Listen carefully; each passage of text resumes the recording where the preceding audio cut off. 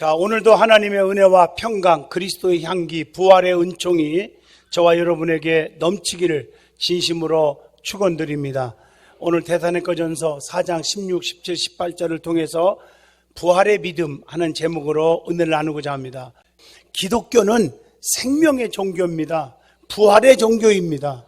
요한복음 11장 25절 예수께서 이르시되 나는 부활이요 생명이니 나를 믿는 자는 죽어도 살겠고 살아서 믿는 자는 영원히 죽지 아니하리라 라고 말씀하고 계십니다. 세상에 많은 성자들, 위인들, 철학가들 이런 등등 많은 사람들 다 죽었어요. 그러나 죽은 자 가운데서 다시 사신 분은 오직 한 분뿐입니다. 예수 그리스도, 우리가 믿는 예수님이십니다. 주님의 부활과 함께 우리도 다시 신앙이 부활되어야 합니다. 우리의 삶 전체가 다시 부활되기를 원합니다. 부활이란 말은 죽은 자 가운데서 다시 살아나는 것입니다. 그래서 믿음이 솟게 되고 여러분의 가정과 여러분의 삶이 다시 일어나야 돼요. 다시 말하면 우리의 가정의 행복도 다시 살아나야 합니다. 우리의 직장도 우리의 사업도 다시 살아나기를 원합니다. 여러분들의 자녀들도 다시 한번 살아나기를 원합니다. 우리의 믿음이 다시 살아나야 됩니다. 오늘 본문 말씀은 우리 주님을 만나는 순서가 기록되어 있어요. 제일 먼저 주님께서 공중으로 재림하십니다. 그리고 먼저 주 안에서 죽은 자들이 그 음성을 듣고 부활되어 들림받습니다.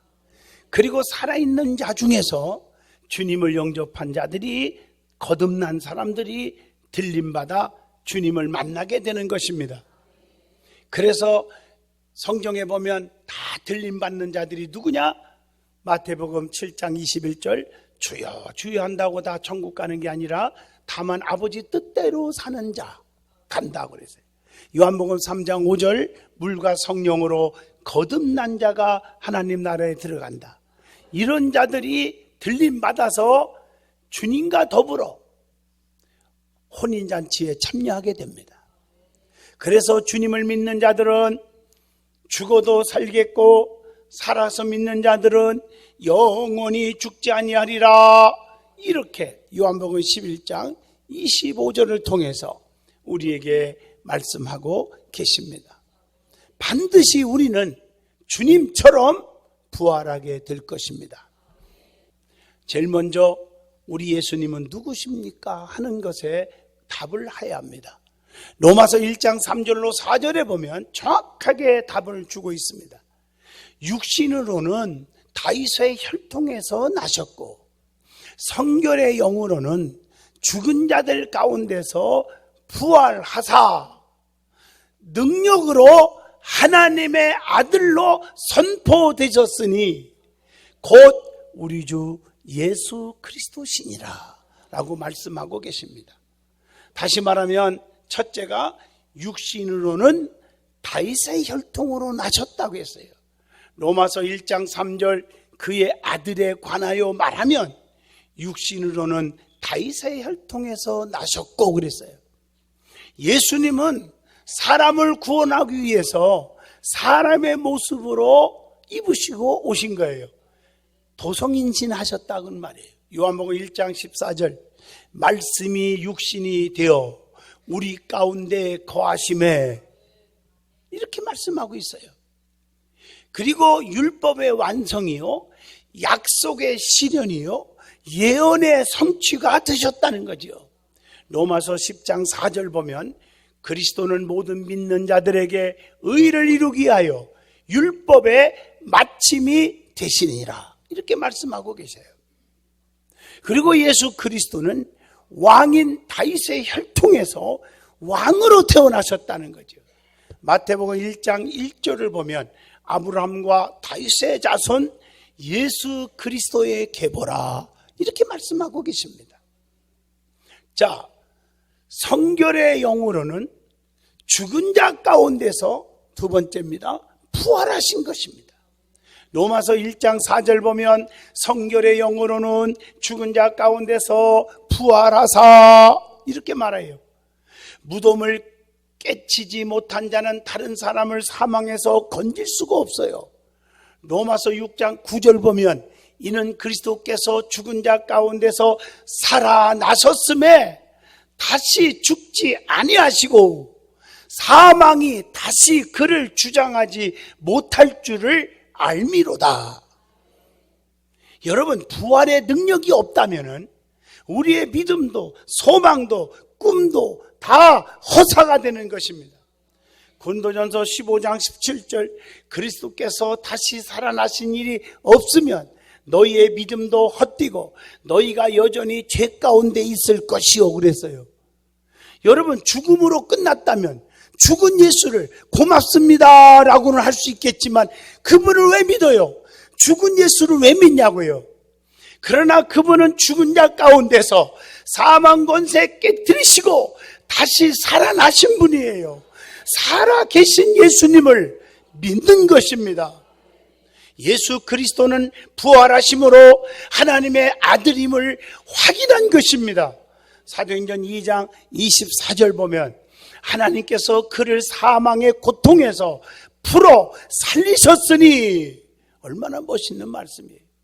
세 번째, 능력으로 하나님의 아들로 인정되셨습니다. 로마서 1장 4절 보면 능력으로 하나님의 아들로 선포되셨으니 곧 우리 주 예수 그리스도시니라. 여러분, 예수님의 능력은요 지극히 엄청나게 크고도 광대하십니다. 에베소 1장 9절 보면 그 뜻의 비밀을 우리에게 알리신 것이요 그의 기뻐하심을 따라 그리스도 안에서 때가 찬 경륜을 위하여 예정한 것이니 그랬어요. 여러분, 예수님의 능력 다 믿으시기를 바랍니다. 성경에 보면 주님의 능력을 믿을 때, 확신할 때 기적이 막 일어났어요.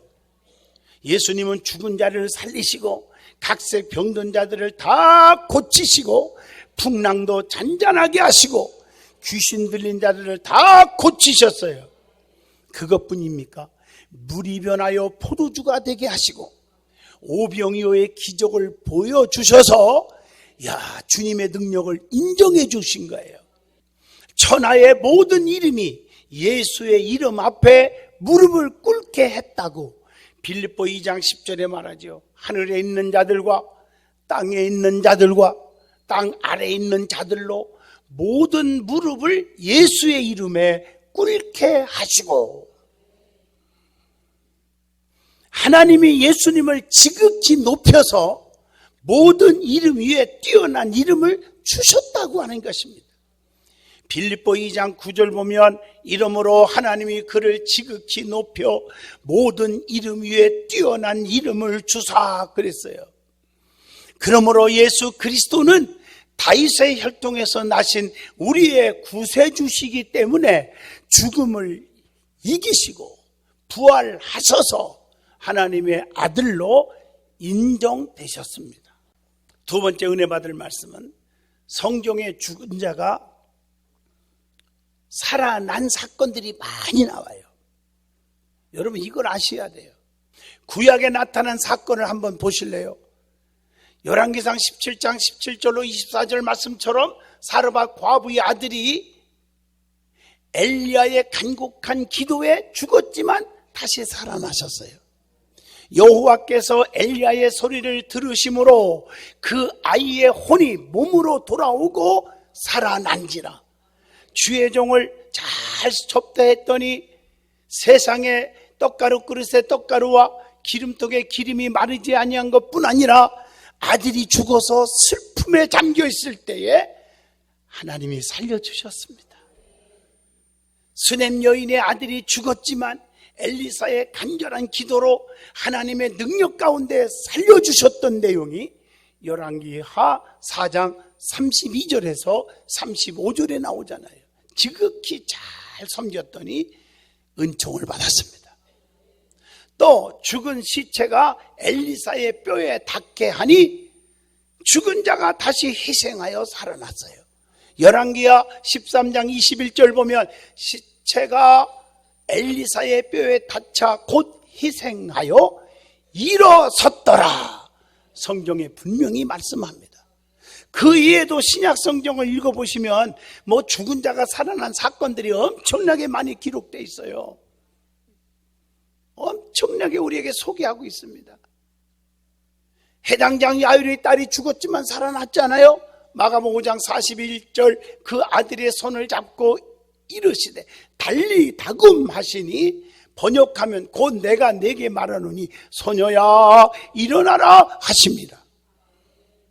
누가복음 7장 12절로 15절에 예수께서 이르시되 청년아 내가 네게 말하노니 일어나라 하시매 죽었던 자가 일어나 앉고 말도 하거늘 주님이 살려주셨지요. 요한복음 11장 44절에 죽은 나사로가 수족을 배로 동인 채로 나오는데 그 얼굴은 수건에 쌓였더라. 주님께서 나사로야 일어나와라 했더니 무덤에서 죽은 자가 살아나온 줄로 믿습니다. 또 사도행전 9장 36절로 40절 보면 죽은 다비다가 살아난 얘기가 나오잖아요. 베드로가 사람을 다 내보내고 무릎을 꿇고 기도하고 돌이켜 시체를 향하여 이르되 다비다야 일어나라 하시니 그가 눈을 떠 베드로를 보고 일어나 앉은지라. 오늘도 수많은 영혼들이 소생하고 병든 자들이 많이 치료받고 죽은 자가 살아나는 기적이 교회들마다 일어나는 줄로 믿습니다. 사도행전 20장 9절로 12절에 죽은 유두고가 살아난 얘기가 기록되어 있습니다. 그러므로 부활을 믿는 신앙인들은 어떤 고난과 질병과 죽음 속에서도 부활의 기적이 있음을 믿어야 될 줄로 믿습니다. 지금 눈에 보이는 것은 어렵고 캄캄하고 안 된다고 좌절하지 마세요. 다시 일어나는 기적이 일어날 것입니다. 세 번째 은혜 받을 말씀은 예수님께서는 부활을 나타내 보이심으로 확실하게 증명 보여주셨습니다. 사망 권세를 이기시고 부활하신 예수님은 여러 제자들에게 나타나 보여주시고 40일 후에 감람산에서 하늘로 승천하셨습니다. 주님께서 나타나 보이신 것은 믿음과 열심의 등급에 따라서 나타나 보이신 것처럼 보입니다. 예수님은 제일 열심히 있는 막달라 마리아에게 처음으로 나타나셨어요. 그리고 여러 제자들과 여러 사람들에게 나타나 보이신 줄로 믿습니다. 그래서 중요한 것은 제일 먼저 제일 열심히 있는 자들에게 나타나셨다는 거예요. 신앙생활요 열심이 중요해요. 열심은 두 가지가 있습니다. 자기를 위한 열심, 주의 영광을 위한 열심. 많은 사람은 열심은 하는데 주의 영광을 위한 열심이 아니라 보면 하고 안 보면 안 하고 알아주면 하고 안 알아주면 안 하고 기분 나쁘면 안 하고 기분 내키면 하고 신앙생활을요 그렇게 하면 열매가 없어요. 우리는 열심도 보든 안 보든 환난과 핍박이 오든 열심히 해야 돼요. 그래서 죽도록 충성, 은밀한 충성, 작은 일에도 충성, 사명적 충성, 재능대로 충성, 열심히 충성하면 상이 있고 열매가 있을 줄로 믿습니다. 어떻든 간에 열심히 있는 자들에게 부활의 주님이 제일 먼저 나타나셨다는 것이. 이른 새벽에 무덤 앞에서 울다가 막달라 마리아는 부활을 경험하게 되었음을 요한복음 20장 18절에 기록되어 있습니다. 제일 먼저 경험하게 돼요. 무덤에서 갈릴리로 가던 여러 여인들이 마태복음 28장 9절에 예수께서 그들을 만나 이르시되 평안하냐 하시거늘 제일 먼저 그들에게도 나타나 보이신 줄로 믿습니다. 갈릴리로 가는 길에 베드로는 부활의 주님을 경험하게 됩니다. 누가복음 24장 34절에 주께서 과연 살아나시고 시몬에게 보이셨다 하는지라. 두 번째, 가까운 제자들에게 부활의 주님이 나타나셨습니다. 누가복음 24장 13절로 15절 보면 엠마오로 가던 글로바와 누가는 주님을 만나게 됩니다. 부활의 주님을 만나게 되었어요. 예루살렘 다락방에서 열 사도들에게도 주님이 나타나셨어요. 요한복음 20장 19절로 23절에 보면 다 기록되어 있음을 볼 수가 있어요. 11사도에게 특히 도마에게 나타나셔서 상처를 보이시며 증명해 주는 것입니다. 요한복음 20장 26절로 29절 보면 도마에게 이르시되 내 손가락을 이리 내밀어 내 손을 보고 내 손을 내밀어 내 옆구리에 넣어보라. 그리하여 믿음 없는 자가 되지 말고 믿음 있는 자가 되라. 너는 나를 보고 만져보고 믿었지만 보지 않고 믿는 자들이 더 복이 있도다 라고 말씀합니다. 뿐만 아니라 7 제자들에게도 나타나신 내기가 요한복음 21장 1절로 2절에 기록되어 있습니다. 그리고 세 번째로 여러 사람들에게도 부활하신 주님이 나타나셔서 부활을 증명해 보였습니다. 갈릴리에서 500여 형제들에게 나타나셔서 보여줬다고 고린도전서 15장 6절에 말씀하고 계십니다. 또 예루살렘에서 야고보에게 나타나셨지요. 고린도전서 15장 7절에 그 후에 야고보에게 보이셨으며 그 후에 모든 사도에게 와 이렇게 말씀하잖아요. 자, 네 번째, 승천하신 후에도 부활하신 주님은 반드시 나타내 보이셨습니다. 사도행전 7장 55절 보면 스데반에게 하늘 보호자의 계심을 보여주잖아요. 스데반이 성령 충만하여 하늘을 우러러 주목하여 하나님의 영광 및 예수께서 하나님 우편에 서신 것을 보고 그랬어요. 또 다메섹에서 바울을 부르셨지요. 사도행전 9장 5절에 부활의 주님께서 나타나셨잖아요. 주여 누구십니까? 이르시되 나는 네가 핍박하는 예수라. 봐라, 나는 죽었지만 다시 살아나셨다. 계시록 1장 13절로 16절 보면 요한이가요 복음 전하는 것 때문에 핍박받아 밤모섬에 유배되었지만 밤모섬에서 요한에게 부활의 주님이 나타나셔서 계시를 주신 줄로 믿습니다. 이게 요한 계시록입니다. 네 번째 은혜 받을 말씀은 부활의 믿음을 가져야 합니다. 부활의 믿음이 중요한 거예요. 기독교는 부활의 종교, 생명의 종교입니다. 움직이는 종교입니다. 죽은 자는 절대로 움직이지 않습니다.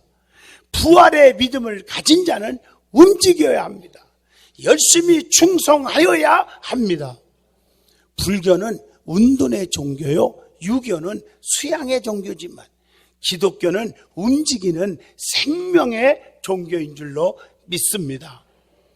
그래서 부활의 신앙을 가진 자는 다시는 어두운 생활을 해서는 안 된다는 거예요. 에베소서 5장 8절 보면 너희가 전에는 어둠이었더니 이제는 주 안에서 빛이라 빛의 자녀들처럼 행하라 그랬어요. 빛 대신 예수님을 따르는 자는 어두움에 거하지 않습니다. 요한복음 8장 12절 보면 나는 세상의 빛이니 나를 따르는 자는 어두움에 다니지 아니하고 생명의 빛을 얻으리라. 그리고 에베소서 5장 18절 보면 술 취하지 말라 이는 방탕한 것이니 오직 성령으로 충만함을 받으라 그랬어요. 성령의 충만함을 받아야 돼요. 에베소서 4장 24절 보면 하나님을 따라 의와 진리의 거룩함으로 지으심을 받은 새 사람을 입으라. 옛사람을 벗어버리고 새 사람을 입으라고 했습니다. 그리고 부활의 믿음은 세 번째, 부활의 신앙으로 무력한 생활을 하지 않고 소망을 갖고 살아야 한다는 것입니다. 빌립보 4장 13절 보면 내게 능력 주시는 자 안에서 내가 모든 것을 다 할 수 있느니라 라고 말씀합니다. 예수 그리스도의 부활 전에는 실패와 슬픔의 생활이었지만 부활과 함께 꿈과 비전, 즉 소망을 갖고 살아야 될 줄로 믿습니다. 그리고 부활의 믿음으로 이기적이지 않고 주님을 위한 삶으로 바꿔줘야 합니다. 로마서 14장 8절 보면 우리가 살아도 주를 위해 살고 죽어도 주를 위해서 죽나니 그러므로 사나 죽으나 우리가 주의 것이로다 라고 고백을 합니다.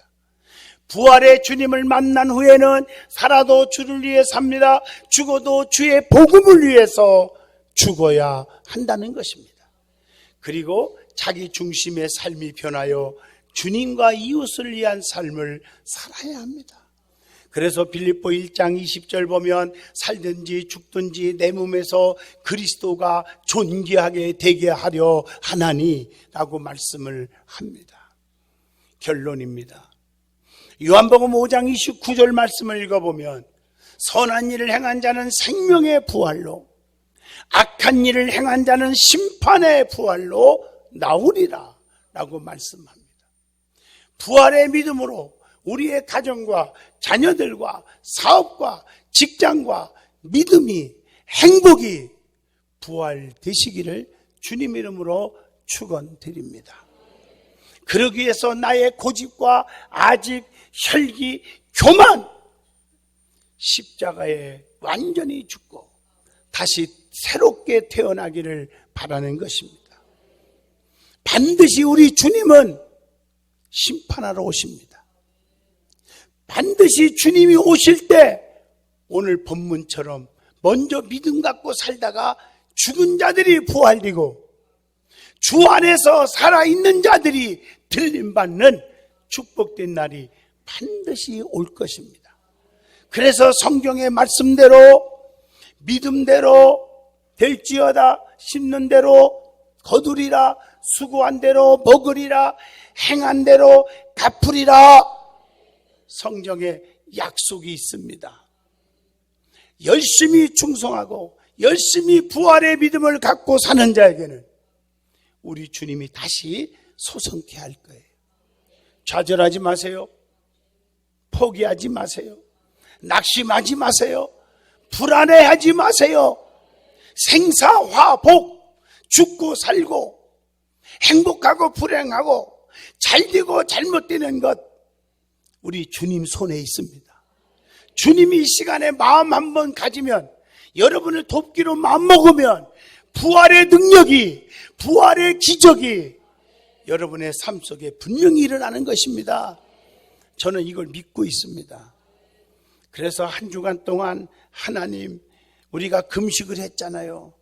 일주일 꼬박 금식한 분들이 꽤 많아요.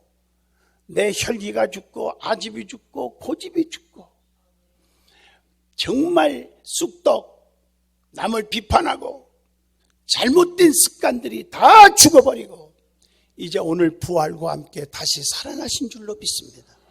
그래서 여러분은 날마다 생명의 주님을 붙잡고 날마다 기적을 이루고 사시기를 주 이름으로 축원드립니다.